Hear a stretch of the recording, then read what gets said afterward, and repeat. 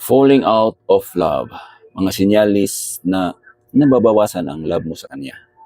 Sa iyong asawa, sa iyong partner. Signs of falling out of love, kadalasan sa isang relasyon. Hindi maiwasan na magiging malabo ang samahan ng bawat isa. Yung tipong noong simula umaapaw pa ang inyong pagmamahalan at tanging ang salitang ikaw at ako ang inyong pinaghahawakan. Ngunit isang araw na pagising mo, hindi mo na malaman kung bakit naramdaman mo na lamang na hindi ka na masaya at hindi na naramdaman ang koneksyon niyo ng asawa mo. Mapapatanong ka na lang sa sarili mo kung sinyalis na ba ito na nawawala na ang pag-ibig ko sa asawa ko. Now, ito ang 6 o 6 signs of falling out of love. Number 1, nakakaramdam ka ng kalungkutan. Ayon sa 3D rule coach na si Nora Dickesser, ang unang sinyalis na nawala na ang pagmamahal mo sa iyong asawa ay nakakaramdam ka ng kalungkutan.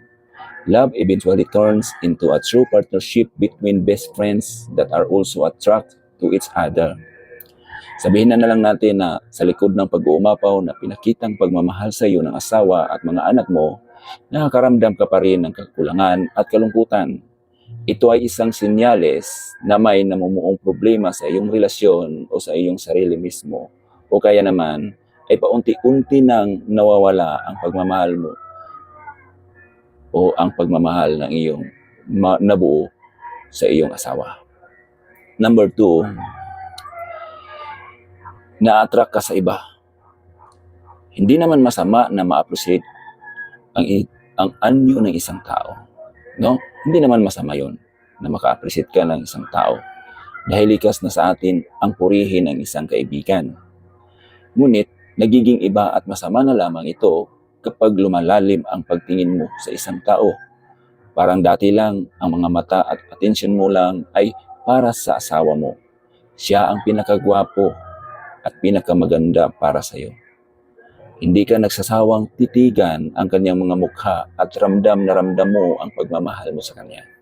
Ngunit, hindi mo ito magawang titigan at nais mo na lamang lumayo dahil hindi ka komportable na nasa iyo paligid siya. Hindi ka na komportable na nasa paligid mo siya. Ang ibang dahilan parito ay dahil may iba nang pumalit sa pwesto ng asawa mo sa iyong mga mata.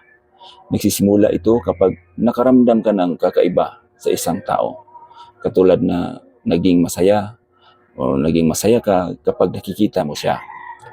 Kahit na anong dahilan, mali ang makaramdam ng ganito kung alam mong nakatali ka pa sa isang relasyon.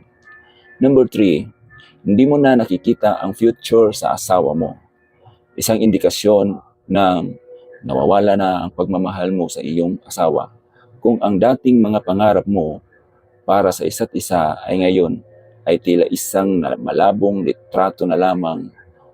Sa madaling salita, hindi mo na nakikita ang iyong sarili na tumanda o harapin ang mundo sa future kasama ang iyong asawa. Number 4, before that, may babasahin tayong kasabihan ng isang eksperto.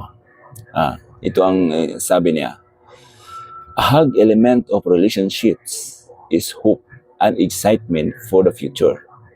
You both want similar things and share common dreams and goals. If when you close your eyes and think about the future, if you are more often fantasizing about being with another man or being alone, these are signs that you have fallen out of love.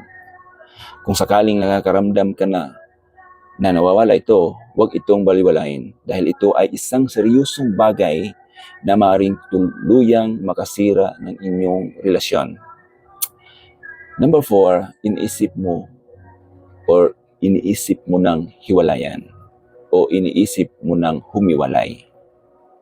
Kung ang iyong mga pangarap kasama ang iyong asawa ay bigla na lamang napalitan ng kagustuhang maging malaya, ito ay sinyalis na gusto mo nang makipaghiwalay sa iyong asawa.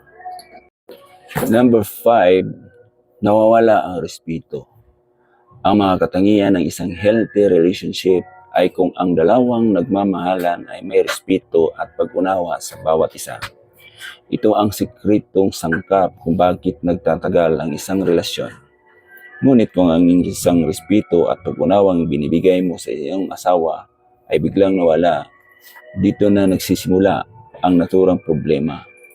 Kung lagi mong hindi inintindi ang feelings ng iyong asawa o kaya naman hindi nirespeto ang kanyang mga desisyon, dito na nagsisimula ang hindi pagkakaintindihan ng bawat isa. Madalas na mag-aaway at matagal ito bago maresolba. Every decision is a choice. Ngunit laging tatandaan na ang bawat desisyon na ito ay may kalakip na resultang hindi mo na mapapalitan.